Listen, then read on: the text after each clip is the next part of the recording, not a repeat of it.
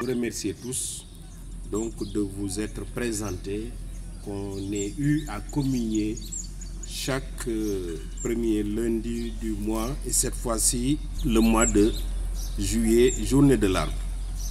Remercier le directeur de l'environnement et du cadre de vie pour avoir porté cette journée de l'arbre, pour avoir porté le plan vert de l'université, parce que cette journée s'intègre dans le cadre d'un projet extrêmement important de notre université. Un des projets les plus importants, c'est de faire de l'UADB l'université la plus verte du Sénégal. Et si elle est l'université la plus verte du Sénégal, elle sera l'une des universités les plus vertes de l'Afrique. Et verte, ça commence par d'abord avoir une densité végétale extrêmement importante. Nous en avons déjà, mais nous sommes beaucoup plus ambitieux que ce qui existe. Mais aussi, ça va être vert au sens large. Et ça, j'y insiste, vert, ce n'est pas seulement avoir de la verdure, mais vert, c'est écologique. C'est un comportement, c'est un sentiment que dès que quelqu'un franchit la porte, ou je dis même mieux, si quelqu'un se pointe là-bas, commence à voir l'environnement de l'UADB, se dit, mais qu'est-ce que c'est que ce poumon vert? Mais une fois qu'on a franchi la porte aussi, qu'on voit que nous sommes écologiques. Pas de sacs plastiques, pas de déchets qui traînent. Calme absolu dans le campus, respect de l'environnement, respect des êtres vivants. Qu'on ne se met pas à écraser, par exemple, les petits êtres qui vivent avec nous. Tout ça, c'est être vert. Mais aussi, respect des arbres. Il ne faut pas couper les arbres, il ne faut pas couper même des branches d'un arbre qui a poussé, qui s'est battu. Je reviendrai tout à l'heure sur l'intérêt des arbres, parce que ces arbres se sont beaucoup battus avant d'exister, avant que vous puissiez les voir. Mais les agresser, les faire mourir par un véhicule, ou bien on prend son coupe-coupe, comme ça s'est passé il y a récemment, je l'avais violemment condamné par ma façon de faire. Il ne faut pas toucher aux arbres.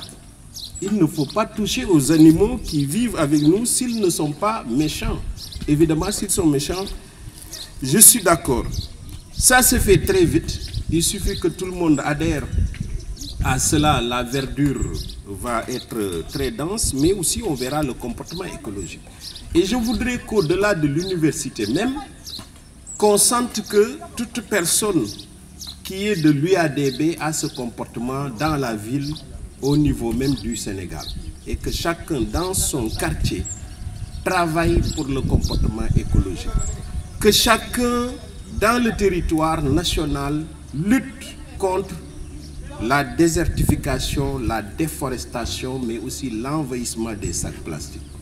Moi, je ne voudrais pas voir quelqu'un de l'université être entre Bambey et Dakar et voir des sacs plastiques sortir de son véhicule ou du véhicule qui est en train de l'acheminer vers Dakar. Ça, ce n'est pas normal. Je crois que les Sénégalais ne se rendent pas compte de ce geste.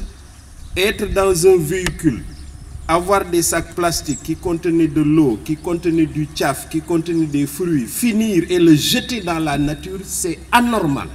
C'est agresser notre nature. Mais ça se fait tous les jours. Avant d'arriver à Thiès ou à Khombol, même vous verrez, on voit les gens jeter.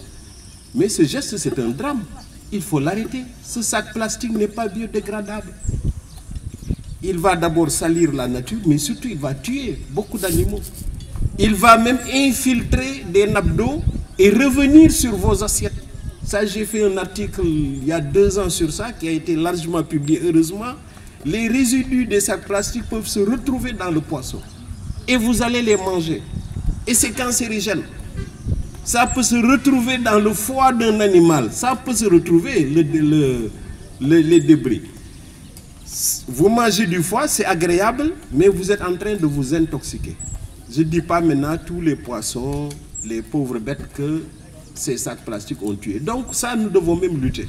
Vous devez pouvoir vous arrêter, dépasser un véhicule, vous arrêter et alerter ce monsieur-là qui a une très belle voiture, qui a sa famille, mais qui a laissé les enfants jeter des sacs plastiques. C'est ça le comportement vert, c'est ce que nous voulons. Pour en revenir à cette journée, il faut planter. Et je ne veux pas que les gens plantent et disparaissent. Nous serons à l'écoute du maître d'œuvre, le directeur de l'environnement. On reste disponible pour lui. Vraiment ce qu'ils le peuvent. En dehors des enseignants, tout le monde doit rester. Les étudiants, les parents, les enseignants qui n'ont pas d'examen, il faut rester. On l'écoute, on l'accompagne jusqu'à finir sa journée. Nous devons planter. Il a 5000 plants. 5000, si on peut les planter, on plante tout. Moi, j'ai annulé même la réunion de coordination hebdomadaire, qui, vous savez, est sacrée pour moi. Je l'ai annulée. Parce que j'ai dit, on a mis midi, mais si midi, ce n'est pas fini, il n'est pas question de retourner au bureau. Où est le directeur? Donc, on est à votre disposition. En tout cas, moi, je ne quitte pas le terrain tant que vous n'avez pas dit, on a fini, on a atteint notre objectif. Et j'en appelle aux autres pour rester. Pourquoi? Parce que planter un arbre, c'est travailler pour la vie. Je vais résumer, parce que je pouvais faire une conférence d'1 heure sur l'intérêt de l'arbre ici. Mais je vais résumer. Je prends 5 minutes, 6 minutes. Parce que l'arbre produit de l'oxygène. Or, Dieu a fait qu'on est des êtres aérobies. C'est-à-dire, si on ne respire pas, on meurt. D'ailleurs, le constat de la mort par un médecin que je suis, c'est constater que la respiration s'est arrêtée, que le cœur ne bat plus, mais en fait, réellement, c'est parce que l'organisme ne prend plus d'oxygène.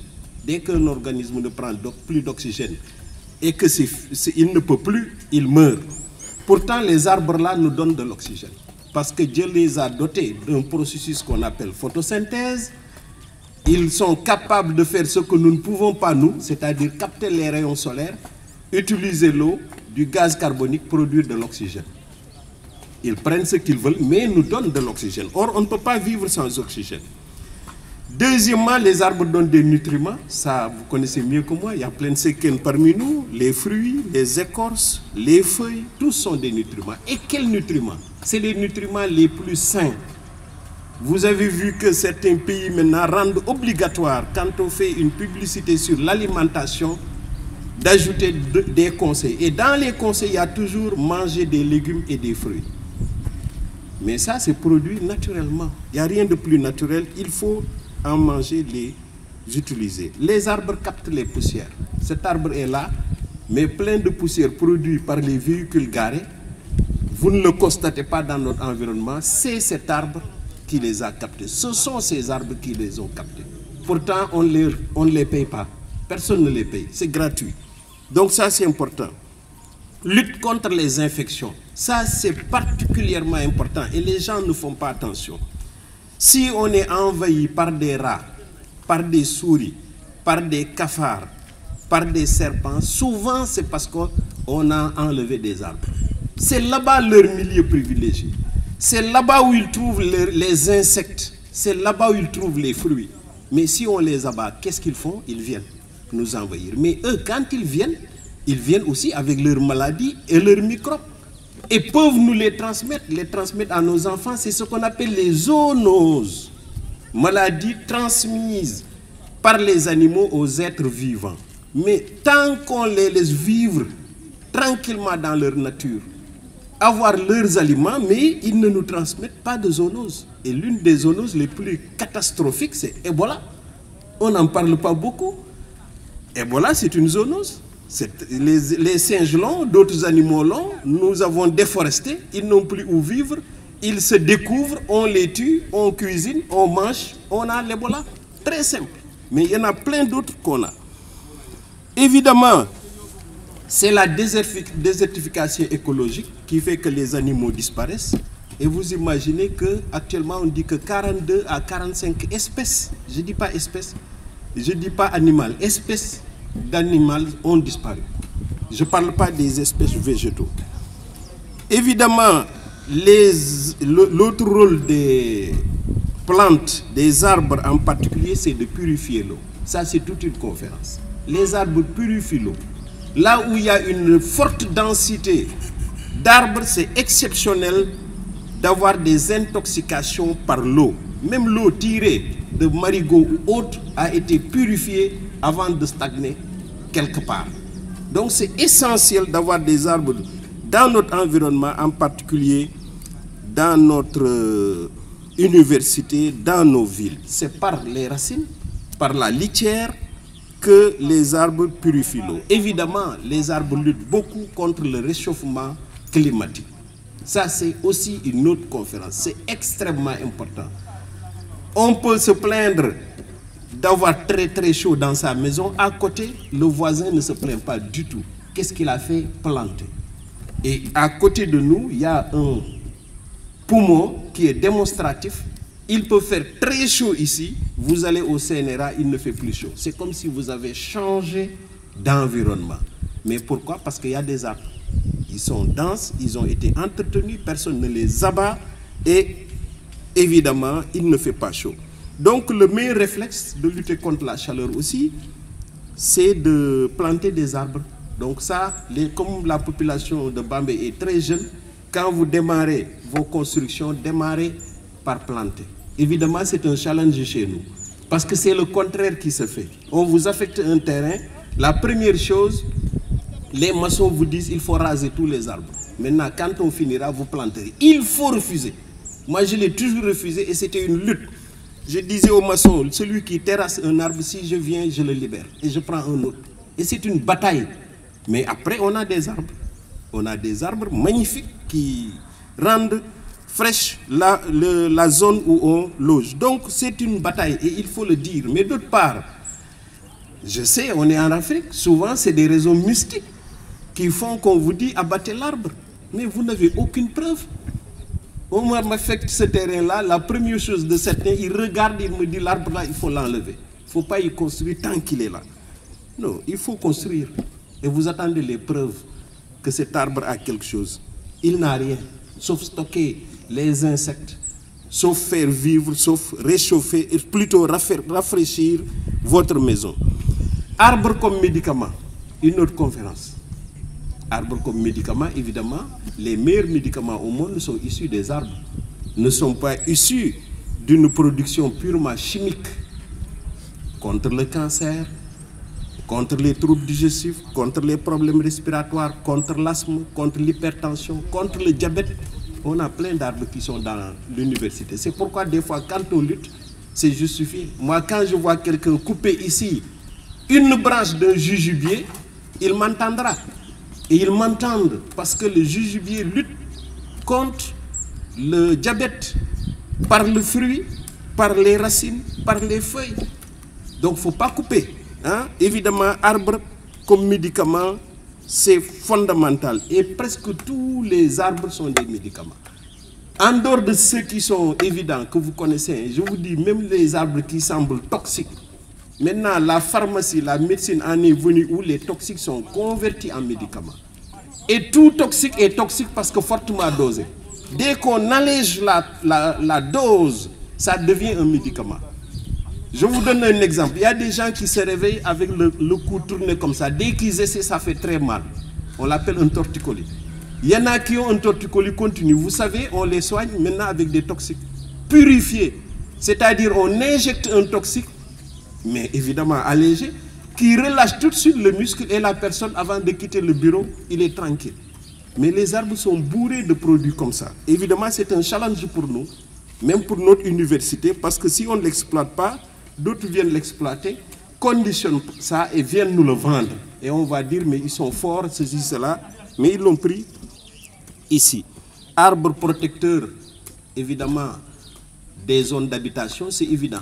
Quand on veut lutter contre le vent, contre la poussière, il suffit de faire un haie d'arbres. C'est pourquoi j'ai apprécié beaucoup que dans le plan vert, tout le mur va être longé par des arbres très hauts. Et vous allez le voir, si c'est réussi, l'université va être fraîche, mais vous verrez aussi qu'il y aura beaucoup moins de poussière, mais de bruit aussi, parce que les arbres sont efficaces pour arrêter le bruit. Les physiciens pourraient nous faire des conférences, Senghane Mbodj ou d'autres. L'arbre comme esthétique, évidemment, ça c'est extraordinaire. Et ce n'est pas esthétique pour rafetal seulement. Certains disent de Fotouabé. Sa maison là, il y a des arbres, ceci, cela. Mais attention, ce n'est pas une question d'esthétique de fleurs seulement. Ça, c'est très important, j'y insiste. Hein. Quand vous prenez votre petit déjeuner, votre repas quelconque, vous avez devant vous un environnement magnifique, bien décoré. Et quel environnement est meilleur que les fleurs? La digestion, on sait, se passe mieux. L'assimilation du repas se passe mieux. Vous pouvez prendre ce qu'il faut prendre sans être gêné par quoi que ce soit. Mais surtout, ça joue sur le psychologique. Certains sont déprimés parce que dans leur environnement, il n'y a pas de verdure. Ils ne voient que des murs, que du métal. Dès qu'ils mettent des arbres et que chaque jour, ils disent, je prends mon petit déjeuner face à ces arbres, face à ces fleurs, la dépression disparaît. Et il y a des entreprises maintenant, quand ils aménagent, la première chose qu'ils pensent, comment faire pour qu'il y ait du soleil, comment faire pour qu'il y ait des fleurs. Parce que les fleurs luttent contre cet esprit néfaste, négatif, au lieu d'être positif. Donc, arbre aussi, protection de notre psychologique. Et quoi de plus important que le psychologique? Le psychologique, c'est ça qui fait que vous voyez quelqu'un travailler de 8h à 22h, mais il sort du bureau souriant, en pleine forme, capable d'aller courir, capable d'aller assister à une autre réunion, capable de continuer jusqu'à 24 heures. Par contre, celui qui n'a pas un bon psychologique, mais 16 heures, il plie bagage et il dit « je suis trop fatigué ». Arbre, fonction économique, c'est toute une conférence. Évidemment, les économistes, ça, je laisse ça au directeur des commises, qui vous nous fera cette conférence. Quelle est la fonction économique de l'arbre? Le bois. Il suffit d'imaginer qu'il n'y a plus de bois. Ça, je ne l'aurai pas. Les portes pas, les meubles pas, etc., etc. Évidemment, ça, il faut être prudent parce qu'il faut les protéger aussi. Il ne faut pas que par excès d'utilisation du bois, qu'on n'ait plus d'arbres. L'arboriculture, l'horticulture. Alors, pour finir, je ferai une citation qui va montrer que le geste qu'on fait tout à l'heure est extrêmement important. Au-delà de verdir l'université, au-delà de cultiver toutes ces fonctions que j'ai résumées, nous sommes dans la prévention de catastrophes qui peuvent arriver s'il n'y a pas d'arbres. Il y a un grand écrivain, Jean Lamontagne, qui dit « Partout où l'arbre a disparu, l'homme a été puni de son imprévoyance ». Donc nous, comme on anticipe, je crois qu'on ne sera pas puni d'imprévoyance. Je vous remercie de votre attention.